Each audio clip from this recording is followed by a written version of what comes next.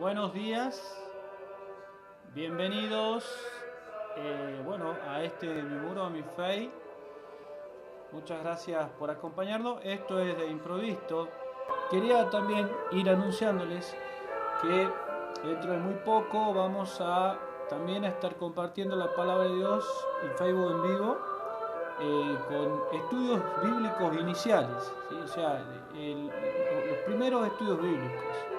Va a haber una invitación, entonces se quedan cordialmente invitados. Ya voy a estar anunciando el día, la hora, para que ustedes, amistades, amigos, familiares que escuchen, ¿sí? Que tengan el deseo de empezar a conocer las cosas de Dios, la palabra de Dios. Vamos a arrancar desde cero, ¿sí? Vamos a arrancar desde el principio, ¿sí? Lo más básico, y tratar de acompañarlo durante la semana y todo el resto que nos queda, utilizando los medios sociales para que, en fin, puedan llegar a comprender el Evangelio, ¿no? Ese es el objetivo.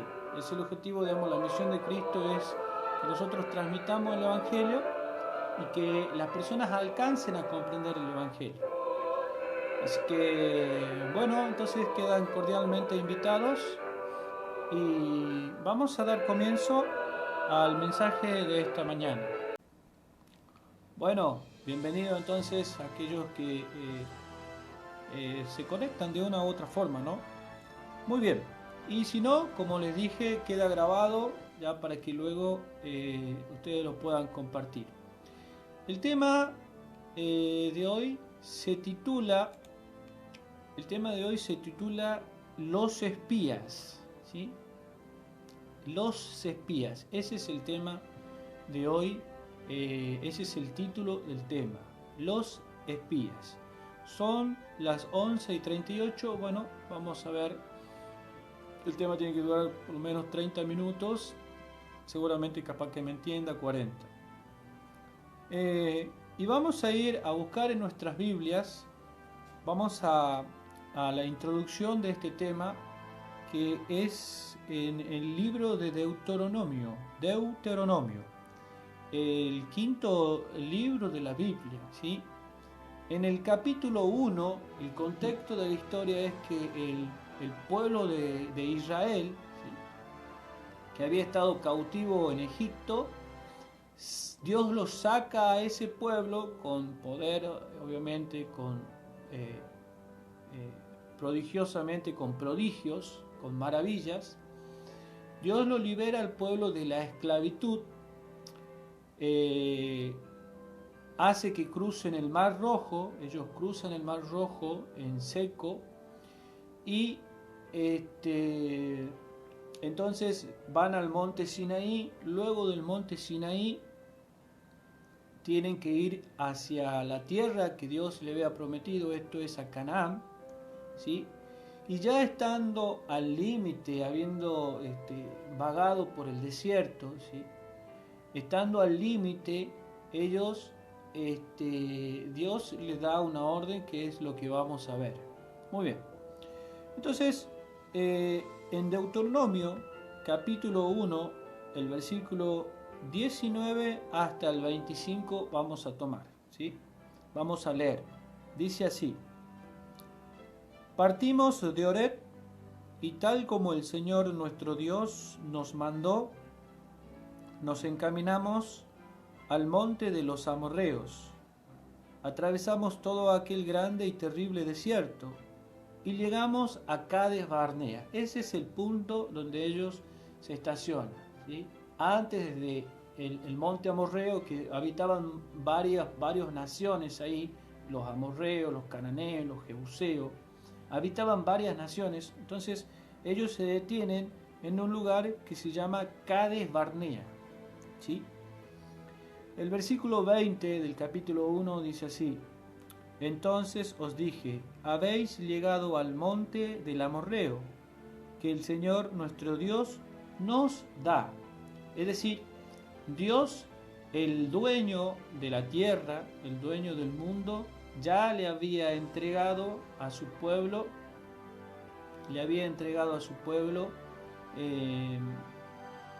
esta tierra, ¿sí? Él le había entregado. Entonces, por eso dice el versículo 20, dice, Dios nos da. Esas eran las palabras de Moisés, el profeta. En el versículo 21 nos dice así, mirad, el Señor vuestro Dios os dio la tierra, subid y poseedla, como el Señor, el Dios de vuestros padres, os ha dicho, no temáis ni desmayéis. Vuelve a repetir acá lo que dijo en el versículo 20, que el Señor les había dado la tierra, os dio la tierra, dice el versículo 20 del libro de Deuteronomio. El mandato era subir y poseerla. Ellos tenían que subir y poseerla, solamente aceptando la palabra de Dios, la voluntad de Dios. Tenían que ellos creerle obviamente a Dios, confiar en el Dios todopoderoso ese que era dueño de la tierra. Y entonces lo único que ellos tenían que hacer era creerle a Dios y por la fe obedecer lo que Dios le estaba entregando. Dios le estaba entregando la tierra a su pueblo. Pero como en el tema de los pactos, por ejemplo, y a diferencia de Abraham también, el pueblo de Dios es prácticamente como Abraham, en un principio. Cuando Dios le da una palabra, el ser humano aparentemente es muy lerdo, muy tardo en comprenderlo a Dios. Entonces, cuando Dios le dijo a Abraham, yo soy en Génesis capítulo 15, yo soy tu escudo, yo soy tu galardón. Yo soy el premio, yo soy tu premio, yo soy tu regalo, yo soy tu protección, eso es lo que está diciendo con escudo. Y Abraham le presenta obstáculos a Dios diciéndole, Señor, digamos, ¿cómo voy a saber esto? Y entonces Dios tiene que decirle, hacerle promesas tras promesas hasta que Abraham entiende. Y Abraham, Dios le dice, mira las estrellas del cielo, digamos, así va a ser tu descendencia. Entonces ahí en Génesis 15:6 dice que Abraham le cree a Dios y le es contado por justicia. ¿Sí? Y acá también pasa lo mismo.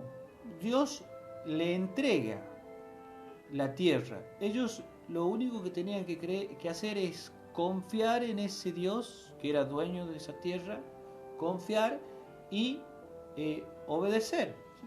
Obedecer, tomarla. ¿Sí? Dice subid, dice y poseedla.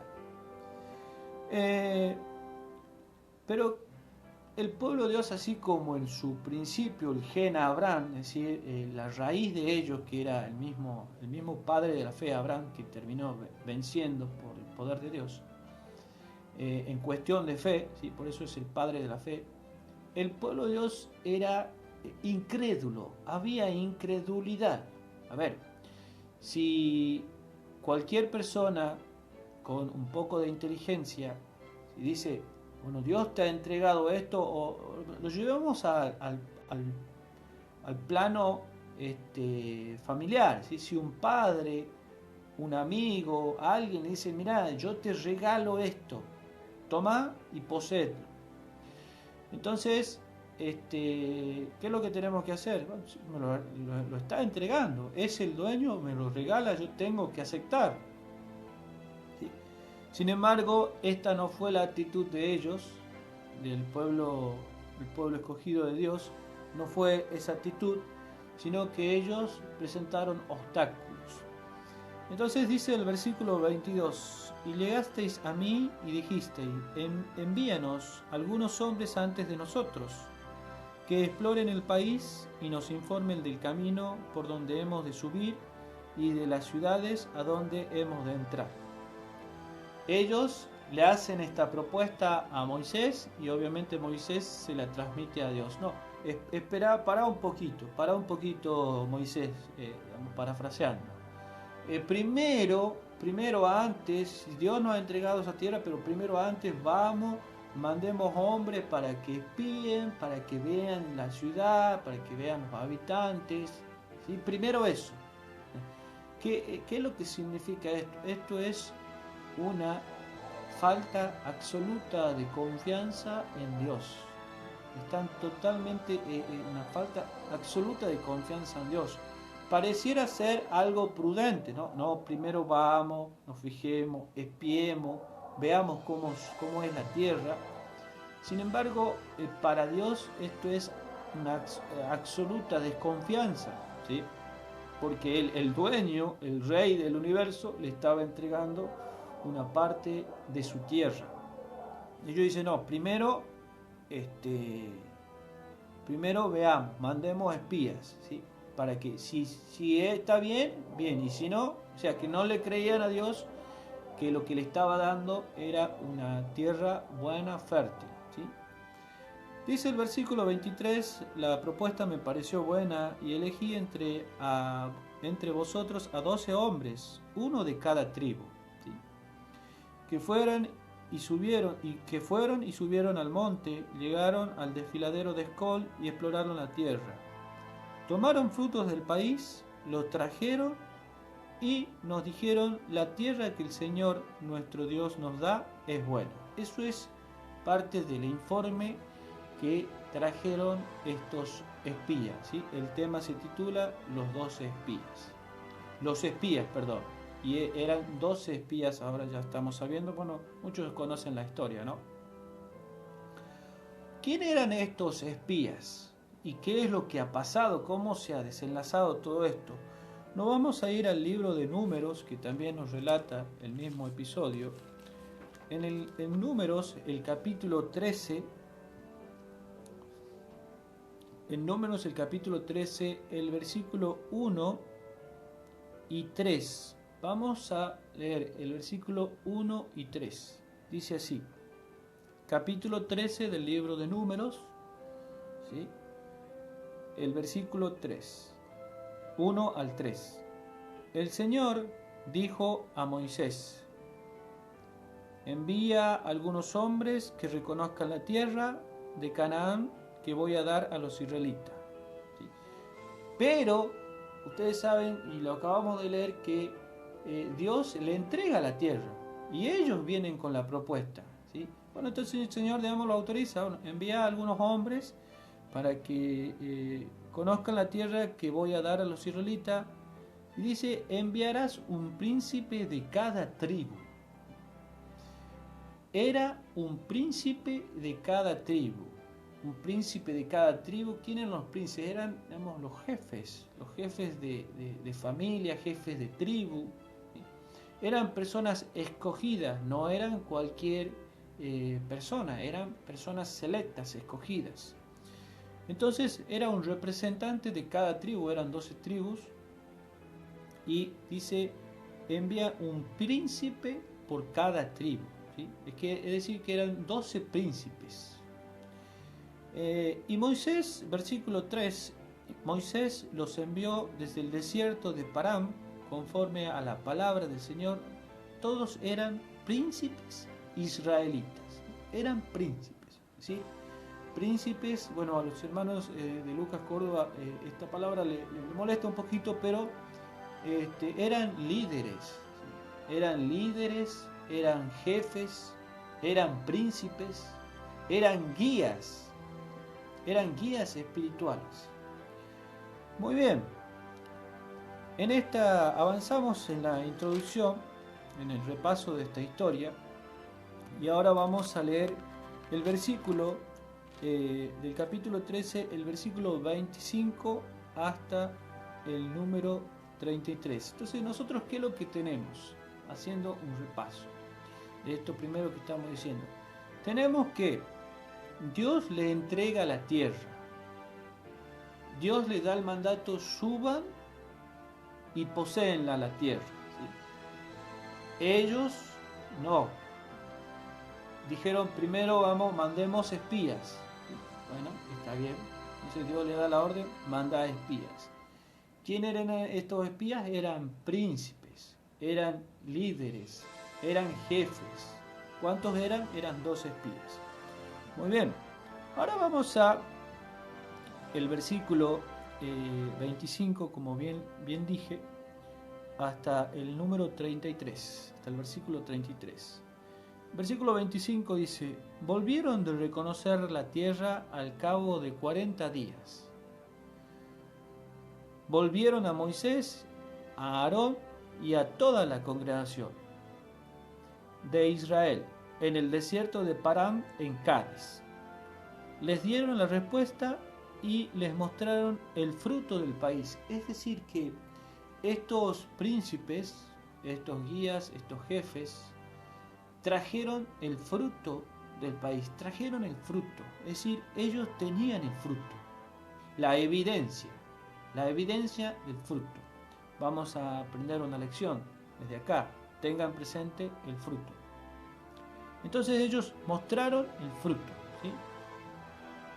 Que en sentido literal era el fruto que tenían en ese país, digamos, cómo era de fértil la tierra, eso era lo que le estaban mostrando, ¿sí? Eran evidencias de que la tierra era bastante buena. Y dice en el versículo 28, pero acá cambia totalmente el mensaje. Acá cambia el mensaje. En el versículo 28 en adelante viene algo que cuando Dios da un mandato, cuando Dios da su palabra y la incredulidad del hombre no entiende a Dios y no acepta su palabra, vienen los peros. Pero, acá vienen los peros. Entonces, esto es lo que dice en el versículo 28. Pero el pueblo, ya tenemos el primer pero el pueblo que habita aquella tierra es fuerte. Es decir, ¿qué es lo que está diciendo acá? Que es un mensaje contradictorio. Dios nos ha dado la tierra es buena, pero el pueblo es fuerte. O sea, ¿qué es lo que estamos transmitiendo acá? Desconfianza. Ellos estaban transmitiendo desconfianza y estaban transmitiendo obstáculos. Sí, Dios le ha dado la tierra, pero hay un pueblo que es fuerte. O sea, es decir, que ¿para qué Dios va a dar una tierra que en realidad, digamos, la poseen un pueblo que es fuerte? Una desconfianza y un cuestionamiento. Dice, y las ciudades muy grandes y fortificadas. Son las ciudades fortificadas, dijeron el informe de estos espías. Dice, vimos también allí a los hijos de Anac. Amalek habita el sur, el hitita, el jebuseo y el amorreo habitan en el monte, y el cananeo habita junto al mar y a la ribera del Jordán. Es decir, que ellos nombran todas las ciudades, las naciones, digamos, que estaban habitando, ¿sí? Ahí en la tierra que Dios le estaba prometiendo. Entonces, ya con esa presentación a todo un pueblo, ¿sí? Que eran muchísima gente, entonces este informe de desconfianza, en vez de ser un informe positivo, fue un informe de desconfianza, ¿sí? De desconfianza en el poder de Dios y en los planes de Dios. ¿Qué es lo que continúa el versículo 30? Entonces Caleb hizo callar al pueblo ante Moisés y dijo, subamos enseguida, que más podremos nosotros que ellos. Uno de los 12 príncipes, ante el informe confiaba realmente en Dios. Entonces decía, subamos, obedezcamos lo que Dios nos ha dicho. Más podremos nosotros que ellos, no porque Caleb se sentía más fuerte, sino porque se sostenía en el poder de Dios y recordaba las maravillas y las obras de Dios. ¿Sí? El versículo 31 vuelve acá el pero. Dice así, Pero los varones que subieron con él dijeron, estos eran 10, porque luego después vamos a saber, bueno, damos la historia que fueron solamente 2 los que tuvieron actitud correcta ante el Señor, ¿sí? Fueron solamente 2, que fueron Caleb y Josué. Entonces dice, pero los varones que subieron con él dijeron, no podremos subir contra esa gente porque son más fuertes que nosotros. No se puede. No podemos subir. La gente esa es más fuerte que nosotros. Ellos estaban dando un informe totalmente contradictorio al poder de Dios, ¿sí? Si hubiesen estos espías estado antes de la salida de Egipto, hubiesen dicho lo mismo, pero Dios sacó al pueblo con su poder, con sus maravillas, pero ellos no tuvieron en cuenta el poder de Dios y sus maravillas, sino que se llevaron de una realidad. Obviamente era una realidad, ese pueblo era más fuerte, era más grande, tenían estaban armados, estaban preparados para la guerra, tenían ciudades reforzadas, amuralladas. Entonces no es que era mentira de lo que ellos estaban diciendo, pero estaba contradiciendo totalmente la confianza en Dios y el poder de Dios. Y contradicen a uno de los mensajeros que dio un mensaje positivo y un mensaje que era un mensaje de confianza en el poder de Dios. Versículo 32. Y quiero que tomemos presente el tema de los gigantes. Dice acá, y los israelitas, el versículo 32, hablaron mal del país que habían reconocido, dijeron, la tierra que reconocimos traga a sus habitantes. Todo el pueblo que vivimos en ella son hombres de gran estatura. Es decir, eran gigantes. Y dice, encima le añaden, dice que es una tierra, digamos, que había terremotos. Sí, que traga la tierra es porque había terremotos. Es decir, que no es buena la tierra. También vimos gigantes, el versículo 33. Allí, hijos de Anat, raza de gigantes. Nosotros, a nuestro parecer, éramos como langostas, así les parecíamos a ellos.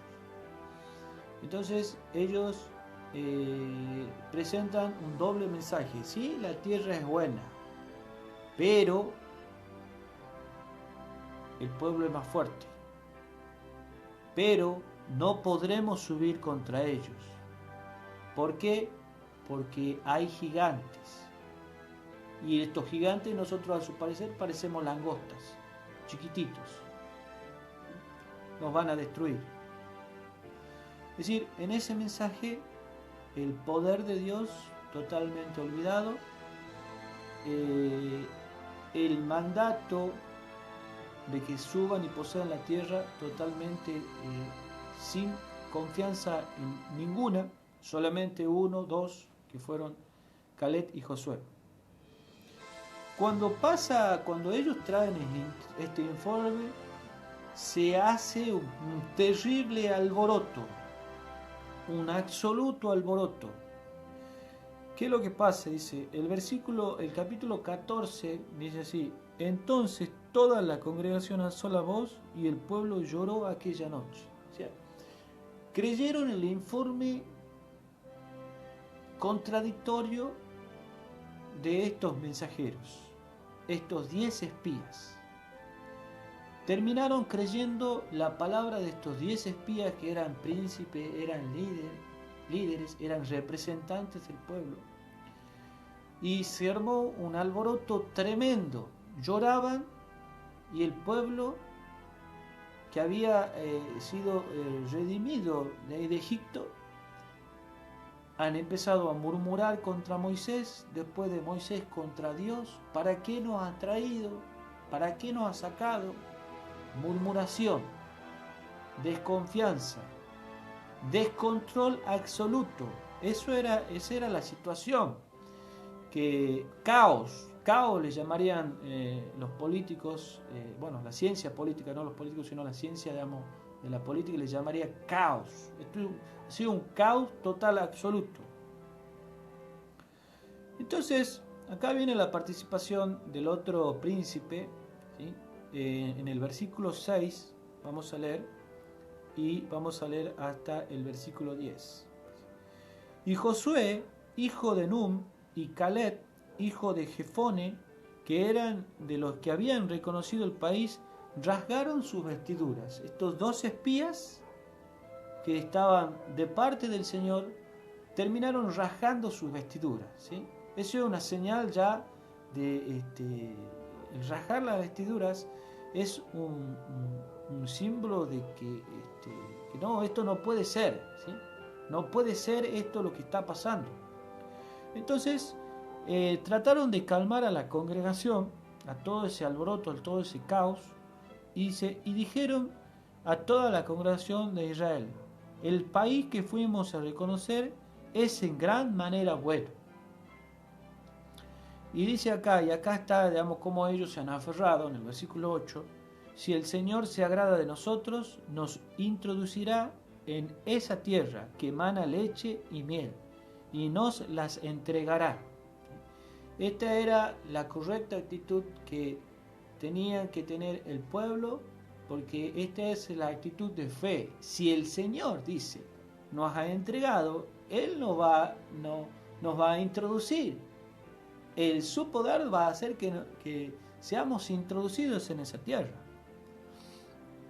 Dice: por tanto, no seáis rebelde contra el Señor, ni temáis al pueblo de esa tierra, porque nosotros los comeremos como pan. Su amparo se apartó de ellos, pero con nosotros está el Señor, no lo temáis. El versículo 10 dice: entonces la multitud habló de apedrearlos, pero la gloria del Señor se mostró en la tierra, en la tienda de la reunión ante Israel. Es decir, rechazaron el mensaje, rechazaron el primer mensaje que Dios les dijo: suban la tierra y posean. ¿Sí? Luego de que vinieron estos 12 espías, 10 de ellos dieron un informe contradictorio: la tierra es buena, pero. Y 2 de los espías reivindicaron la actitud correcta, digamos, que tenían que haber tenido. Dijeron: no, si el Señor nos ha dado, nos lo ha entregado, entonces Él nos va a introducir y vamos a poder más nosotros que ellos, ¿sí? Por el poder de Dios, obviamente. El pueblo, ¿qué es lo que hace? Ha planeado matarlos. Se ha levantado en contra de estos 2 mensajeros. Muy bien. Entonces, acá vamos a sacar enseñanzas, ¿sí? ¿Por qué? La palabra de Dios nos dice en el libro de Romanos, ¿sí? Cuando estudiamos los primeros estudios, dice que todo lo que nosotros, todo lo que la Escritura, todo lo que está escrito en la Biblia es para nuestra enseñanza, ¿sí? Todo lo que ha pasado, todos esos episodios conflictivos, todas las historias, toda la prueba es para nuestra enseñanza, para que al fin tengamos esperanza, dice en el libro de Romanos, ¿sí? Entonces acá nosotros tenemos también el pueblo. Ahora ya no es el pueblo israelita, sino es el pueblo espiritual de Dios, es el Israel espiritual, ¿sí? Aquellos que por la fe creen en Cristo, en su salvación, en su mérito, que en su gracia, entonces vienen a ser el moderno Israel espiritual. Y tenemos unos objetivos también. Ellos tenían como objetivo introducirse en la Canaán terrenal, ¿sí? Más nosotros, digamos, el pueblo espiritual, tenemos una Canaán celestial, ¿sí? Algo que viene del cielo, una tierra prometida del cielo, que es la Canaán celestial. Y hoy en día, y ya en los inicios también de la historia de nuestro pueblo, ¿sí? El pueblo adventista, también pasó exactamente lo mismo. La historia de Amos se repite y hoy en día también mucho más todavía, ¿sí? Entonces, ¿qué es lo que se repite? Se repite la incredulidad, ¿sí? Incredulidad de parte del pueblo escogido de Dios, del pueblo ya redimido, del pueblo ya liberado. Pero no basta, digamos, que Dios nos libere, no basta, digamos, que Dios nos redima, que el Señor nos perdone, sino que hay mucha incredulidad en el pueblo escogido de Dios. Es por eso, digamos, que son las consecuencias. No hay poder, no desciende, digamos, el poder del Espíritu Santo, no hay consagración, hay apostasía, hay un montón de cosas que retrasan y afectan la vida espiritual, no tan solo de uno o dos, sino de muchos. Y acá vamos a ver y vamos a referir, ya vamos, digamos, a lo que sería el centro del tema, uno del centro. Hoy en día también tenemos espías, ¿sí? Hoy en día también tenemos príncipes. Ojo, aclaro, esto no es un palo para nadie, ¿sí? No es un palo para nadie, sino solamente nos acatamos a la historia y le damos lo que sería la aplicación, ¿sí? El informe de estos espías, de estos 10 espías, porque no todos fueron, fue: hay gigantes, no podemos. Ese es el informe, no se puede, hay gigantes, ¿sí? Entonces acá va el tema en cuestión, y contradecir ese mensaje, que eso es lo que ha pasado ahí, contradijeron, y era una contradicción de parte de Dios, trae rechazo,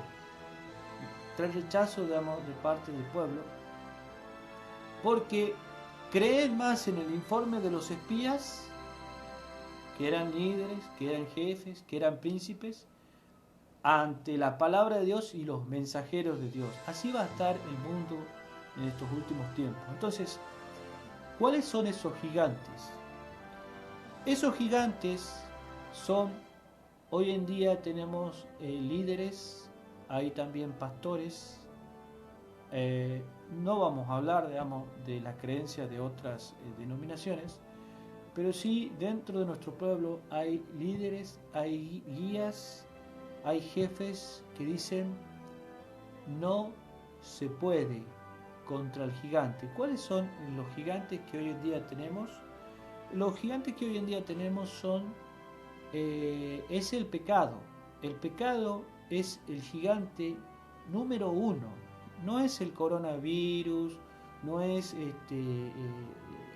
cualquier problema que nosotros tengamos. No es ese. El peor, el más grande gigante que tiene el ser humano es el pecado, ¿sí? Entonces, el informe que dan estos espías es: no es posible vivir sin dejar de pecar. No se puede dejar de pecar. No se puede abandonar el pecado. Siempre vamos a estar pecando, inclusive hasta la venida del Hijo de Dios. No se puede, no podemos, ¿sí? Y bien, este mensaje contradictorio al Evangelio, y que trae, cuando uno contradice eso, trae, digamos, enojo, trae rechazo. Pero los siervos de Dios tienen que dar el sonido certero, tienen que transmitir en forma perfecta lo que es el Evangelio. Entonces acá viene la aplicación y la comprensión del tiempo. ¿Sí? Remontándonos a la historia, y esto tiene que ver con la salvación, remontándonos a la historia del pueblo, de nuestro pueblo, el pueblo adventista, ¿sí? Y más anteriormente, Dios le envió un mensaje al reformador Martín Lutero. Martín Lutero comprendió la justicia divina, ¿sí? Él entendió bien la justicia divina, y ese es el tema que vamos a tocar, porque hay un mensaje a estas ideas, a estos mensajes, que van en contra del plan de Dios. Martín Lutero entendió lo que es la justicia por la fe, ¿sí? Estamos hablando del reformador del siglo XV, ¿sí? Más o menos, en el 1500, no recuerdo si es siglo XV o XVI. En el 1500, Dios le bendice a este reformador con el mensaje de la justificación por la fe, es decir, él entiende la justicia de Dios, ¿sí? Pero no entiende la justicia de Dios en su plenitud, ¿sí? Hay algo que él no ha entendido. Y que Dios, ya avanzando un poquito, ¿no?, con el tema para que no nos demoremos tanto, que Dios bendijo esa luz, bendijo a dos pastores pioneros de nuestra iglesia, por allá por el año 1888, ¿sí?, que vienen a representar los Josué y los Caleb de modernos que tiene el pueblo de Dios. Dios los bendijo con no tan solo lo que había entendido Martín Lutero, que es la justificación por la fe, la justicia de Dios, sino también entendieron la otra parte de la justicia de Dios, que es la justificación, la santificación por la fe, como yo le llamo, ¿no? Entonces, estos pastores entendieron la justicia de Dios en su plenitud. ¿Por qué? Para entender la justicia de Dios vamos a ver dos textos y luego vamos a volver ya a la historia. Para entender la justicia de Dios nosotros necesitamos dos textos, entender qué es lo que es la justicia. Vamos a ver el Salmos, el capítulo 51, Salmos es el capítulo 119, 172. Salmos, por favor acompáñenme en sus Biblias. Salmos 19 nos enseña qué es lo que es la justicia. Salmo 179, 172 dice así, y toman nota de este versículo, ¿sí? Porque cuando nosotros hablamos de la justicia divina, no es la justicia esa que no es la justicia humana, ¿sí? No, la justicia divina está conectado con otra cosa, digamos, que no tiene nada que ver con la justicia humana. Entonces, dice acá en el Salmo 119, 172, entendiendo qué es lo que es la justicia, la misma Biblia habla, dice: mi lengua canta tu palabra, porque todos tus mandamientos son justicia. ¿Sí? El primer texto. Los mandamientos de Dios son justicia. ¿Sí? Los mandamientos de Dios son justicia. Entonces, acá, en la palabra de Dios, nosotros obtenemos qué es lo que es la justicia. Son los mandamientos de Dios. ¿Sí? Vamos a leer y reforzar este texto, esta enseñanza en el libro de Isaías. Isaías, el capítulo 51, el versículo 7 nos dice también: oídme los que conocéis justicia, pueblo en cuyo corazón está mi ley. Oídme, dice, los que conocéis justicia, pueblo en cuyo corazón está mi ley. Y acá vuelve a decir el profeta, ya, de parte de Dios, los que conocéis justicia. ¿Qué es lo que es la justicia? Es la ley de Dios, la ley de los 10 mandamientos. Eso es justicia. Entonces, cuando nosotros en la Biblia hablamos de justicia, estamos hablando de la ley de Dios, ¿sí? Esto tiene que quedar bien claro. Salmo 119, 172, Isaías capítulo 51, versículo 7. Ahora, la ley, la justicia, demanda dos cosas, ¿sí? Dos cosas demanda la ley y la justicia. La ley demanda, si se ha cometido, digamos, un pecado, el pecado es transgresión de la ley demanda la muerte del pecador. Demanda la ley la muerte del pecador. Cuando la ley es satisfecha mediante la muerte del pecador, entonces la ley ahora demanda obediencia perfecta. Son dos cosas que demanda la ley. Es decir que en el Evangelio no es de que yo estoy tratando de obedecer, me estoy esforzando, estoy en la lucha. No, lo espiritual es espiritual, ¿sí? Y la ley demanda obediencia perfecta. Demanda, si ha pecado, demanda la sangre del pecador, es decir, la justicia demanda la sangre del pecador. Y si no hay, si no se cometió pecado, la ley demanda obediencia perfecta. Entonces acá nosotros entendemos lo que es la justicia de Dios. Voy a compartir un texto, no estaba en el tema, pero es necesario. En el libro de Romanos,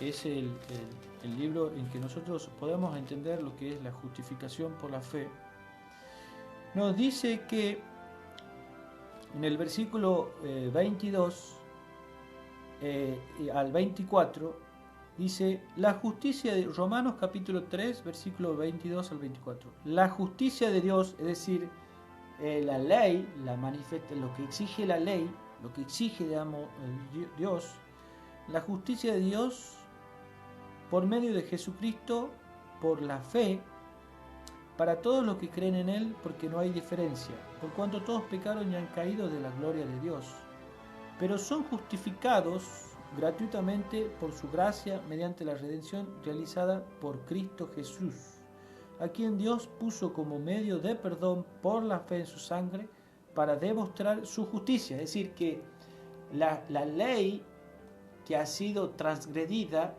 y que demanda la sangre del pecador, la vida del pecador, ahora esa ley, esa justicia queda exaltada, ¿sí?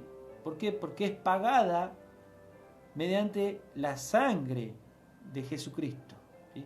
Jesucristo paga las exigencias de la ley, las demandas de la ley. Entonces dice, al haber pasado por alto en su paciencia los pecados pasados con el fin de mostrar su justicia en este tiempo. O sea, ¿cuál? La ley de Dios. Dios dice acá, muestra su justicia, ¿sí?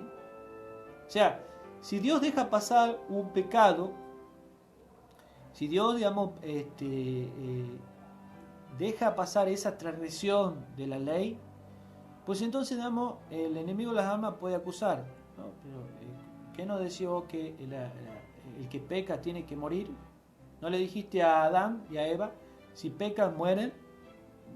Entonces, Dios entonces no puede dejar pasar. Entonces, el ser humano tiene que morir. Entonces, ¿quién murió en nuestro lugar? Es Cristo, ¿sí? Por eso dice la sangre. La sangre de Cristo paga las exigencias de la justicia. Y entonces Dios muestra su justicia. Dios es santo, es justo, ¿sí? Ahora, esto es lo que ha entendido Martín Lutero, la justicia de Dios. ¿sí? En la primera etapa, podríamos decir, para que nosotros entendamos, ¿no? En realidad la justicia de Dios es una sola, pero para que entendamos las dos etapas, entonces se dividen los temas. La justificación por la fe es el perdón absoluto de parte de Dios. El medio de perdón es Cristo, ¿sí? Y cómo nosotros lo obtenemos es por fe, ¿sí? Mediante la fe nosotros accedemos a ese perdón, ¿sí? A esa justicia. Entonces esto se llama justicia imputada, queda acreditado, ¿sí? La persona que le cree a Dios que Dios ha perdonado y ha, digamos, satisfecho las exigencias de la ley, el que cree que es perdonado, el que cree en la sangre de Jesucristo, ese es el que queda justificado, ¿sí? Queda justificado por la fe, es presentado ante Dios como justo, como Abraham. Abraham dice, creyó a Dios y le fue contado por justicia. Pero acá viene la parte que no entendió Martín Lutero y que sí la entendieron los pastores Waggoner y Jones. Y es la parte de lo que sería la santificación por la fe, ¿sí? Porque se ha enseñado, ¿qué es lo que se enseña? Se enseña que nosotros somos salvos por la fe, ¿sí? Somos justificados, somos perdonados, perdonado y justificado es lo mismo, pero ahora ustedes tienen que obedecer, así es como se enseña, ahora tienen que obedecer, y todos los que obedezcan son los que van a ser salvos. Tienen que obedecer esto, tienen que obedecer esto otro, tienen que obedecer esto otro. Entonces, esa es la forma incorrecta de presentar el Evangelio, es decir, es una salvación de fe más obras humanas. Es decir, no basta la fe, sino que también hay que hacer algo ahora, hay que ser obediente. En realidad el ser humano, el redimido, el pueblo de Dios, no puede por sus propios medios obedecer y hacer una vida de obediencia. No puede santificarse a sí mismo porque el redimido le quedan todavía rasgos de carácter, pecados acariciados, le quedan un montón de, le llama, ya lo vamos a ver, le llama inmundicias e ídolos, está lleno, ¿sí? Entonces el que es redimido tiene una etapa de lo que se llama santificación, ¿sí? Muy bien, estos pastores entendieron la justicia divina en la etapa de la justificación por la fe y en la etapa de la santificación por la fe. Y es mi texto preferido, que se encuentra en Ezequiel, el capítulo 36. Ezequiel, el capítulo 36, el versículo 25 al 27. Dice: esparciré sobre vosotros agua limpia, y seréis limpiados de todas vuestras inmundicias y de todos vuestros ídolos, como acabo de decir. Estamos cargados de inmundicia y de ídolos. Os daré un corazón nuevo. Dios da un corazón nuevo. Y pondré un espíritu nuevo dentro de vosotros.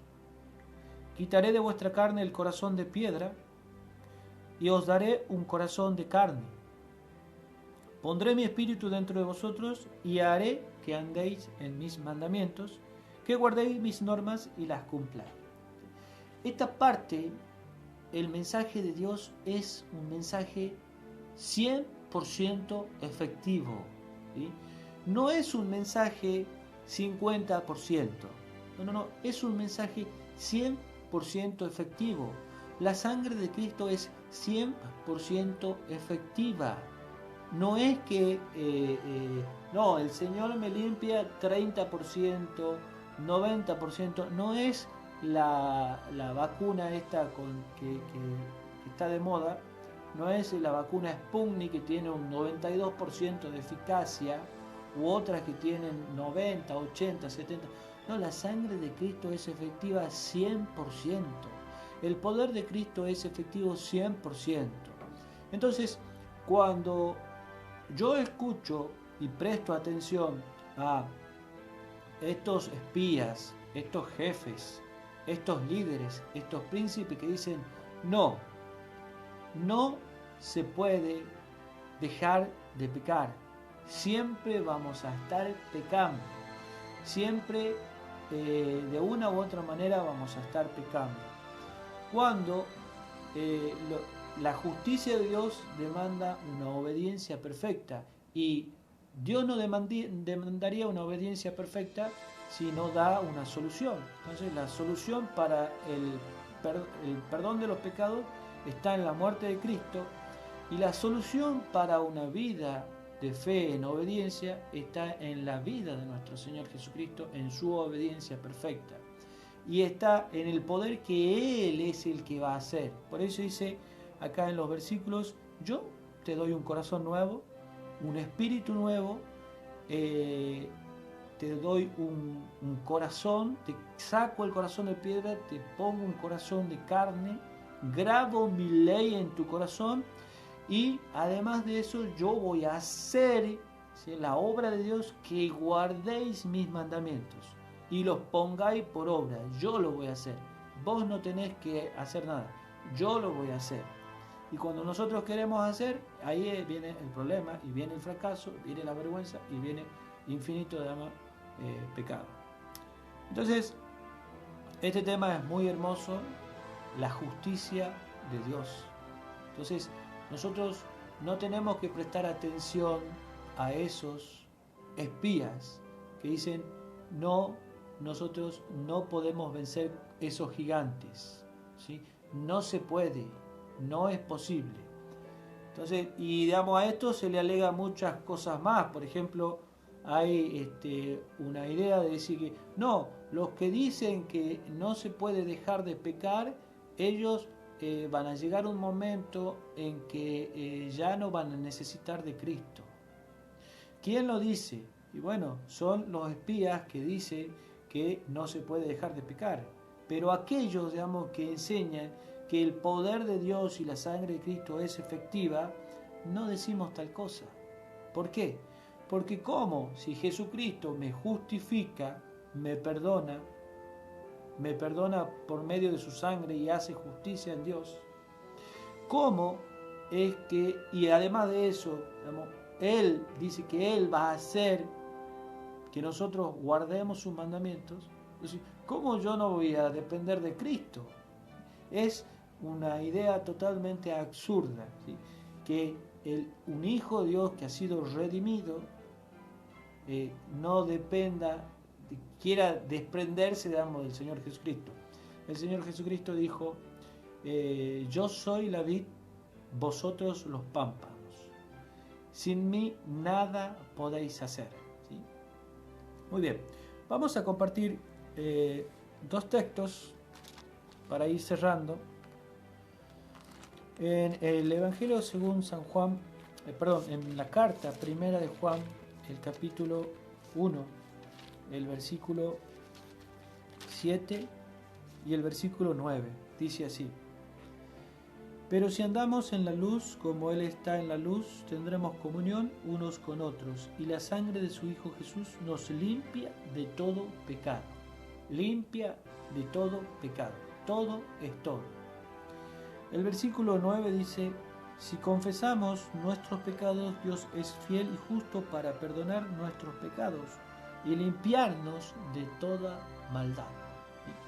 Si Dios nos da un corazón, nos promete que nos da, y por la fe lo podemos recibir hoy mismo, un corazón nuevo, es decir, una mente nueva, porque la mente que tenemos nosotros nos sirve. Un espíritu nuevo, su Santo Espíritu. Si nos escribe la ley, que por la fe tenemos que aceptarlo y creer que la ley está escrita en nuestro corazón. Y Él va a hacer que andemos en sus mandamientos, como hacía con Cristo. El Señor Jesucristo dijo en San Juan, el capítulo 10, el versículo en capítulo 14, versículo 10, dice, ¿quién es el que hace las obras? El Señor entendía perfectamente este mensaje. San Juan capítulo 10 dice, ¿no crees que yo soy el Padre y el Padre? ¿No crees que yo soy en el Padre y el Padre en mí? Las palabras que os hablo no las hablo por mí mismo, sino que el Padre que mora en mí, Él hace las obras. Lo mismo que dice Ezequiel, Dios hace las obras, ¿sí? Dios es el que tiene que hacer la obra en la etapa de santificación.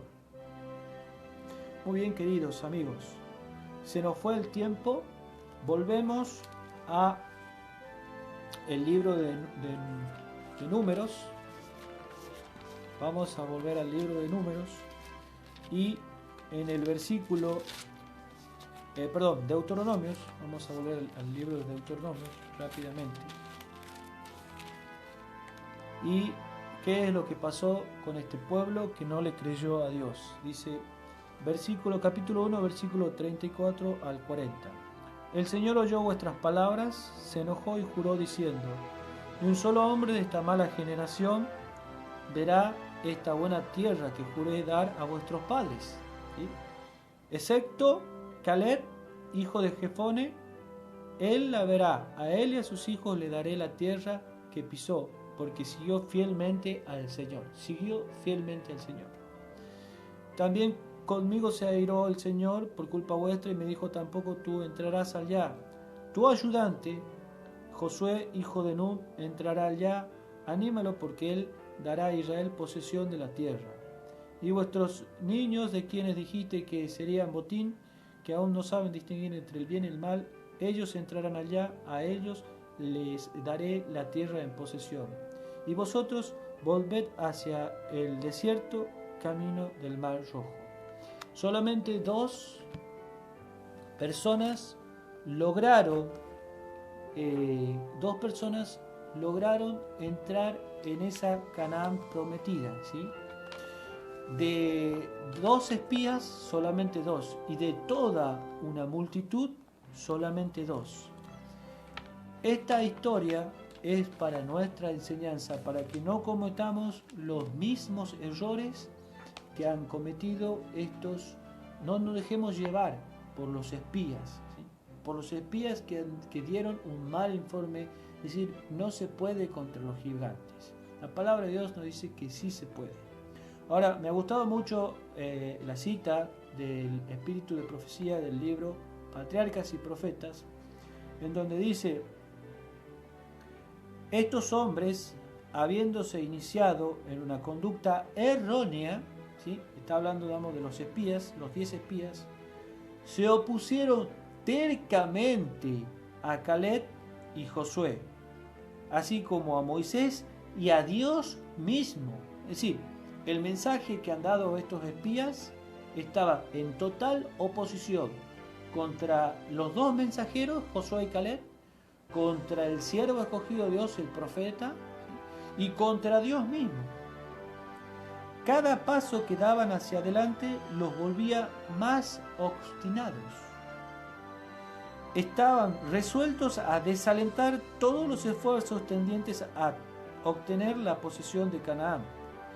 Tergiversaron la verdad para apoyar su funesta influencia.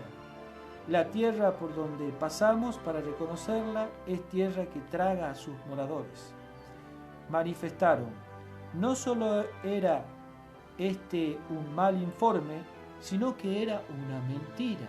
Ya se han valido de una mentira. Y una inconsecuencia, claro, era inconsecuencia porque Dios le había entregado, y cómo le va a entregar una tierra en donde un pueblo, digamos, va a ser más poderoso que ellos. Entonces, eso, digamos, inició la murmuración contra Dios. Los espías habían declarado la tierra fructífera y próspera, todo cual habría sido imposible si el clima hubiese sido tan malsano que se pudiera decir de la tierra que tragaba a sus moradores. Era contradictorio. Ahora, noten esto acá, esta partecita dice, pero cuando los hombres entregan su corazón a la incredulidad se colocan bajo el dominio de Satanás y nadie puede decir hasta dónde los llevará. Cuando los hombres se entregan a la incredulidad, se entregan bajo el dominio de Satanás. Y dice el Espíritu, el profeta dice que no se sabe hasta dónde lo va a llevar. ¿Sí? Luego también dice que después que toda la congregación esa se alborota, grita, empiezan a murmurar contra Dios, contra Moisés, dice, le ha seguido una rebelión abierta, un amotinamiento, porque Satanás ejercía absoluto dominio y el pueblo parecía estar privado de la razón. Entonces, mis queridos hermanos, tenemos un mensaje. Hoy en día tendríamos que ser expertos en la justicia, ¿sí? Por eso, cuando entendemos la justicia divina, todo cambia. Y el versículo ese de inicial, que por ejemplo de 2 de Timoteo capítulo 3 versículo 16, dice que toda esa escritura es inspirada por Dios y es útil para enseñar, para redarguir, para instruir en justicia. Está hablando de la ley de Dios. Un pueblo que ya tiene que ser un instructor en justicia, en practicar la justicia, obviamente mediante Dios. Luego, cuando Cristo dijo, buscad primeramente el reino de Dios y su justicia, estaba hablando de la justicia divina, de la ley de Dios, ¿sí? Que demanda la sangre del pecador, por una parte, en una primera etapa, y en la segunda etapa demanda obediencia perfecta. Esta obediencia perfecta solo la podemos encontrar en Cristo Jesús. Y nuestro Señor Jesucristo venció al pecado y su sangre es efectiva 100%. Es decir, que no necesitamos convivir con el pecado, no necesitamos amoldarnos a una vida de fe y de pecado. No necesitamos eso. Nosotros podemos ser libertados en forma absoluta de la esclavitud del pecado. Que Dios te bendiga, mi querido amigo, para que el mensaje de la justicia de Cristo pueda cambiar tu corazón. El mensaje de la justicia divina es el mensaje que va a traer al mundo la solución, que va a traer un mensaje de salvación, ¿sí? Y todos aquellos que son cautivos del pecado, que están en el pecado, la sangre de Cristo es absoluta 100%. Hablamos de las personas que tienen adicciones al alcohol, hablamos de las personas que sufren, son adictas, hablamos de pecados sexuales, hablamos de aquellos que no tienen fe en la palabra de Dios y terminan robando. Hablamos del tema del día sábado, que es parte de la ley de Dios. Entonces, en Cristo es posible ser librado de ese poder del pecado. Me gustaría en algún momento tener un taller práctico de fe, ¿sí? Para que veamos cómo es que por medio de la fe, por medio de la palabra de Dios, es posible totalmente. Y hay otras citas, más citas, digamos, de las exigencias de Dios. Dios te bendiga y muchas gracias por haberme acompañado.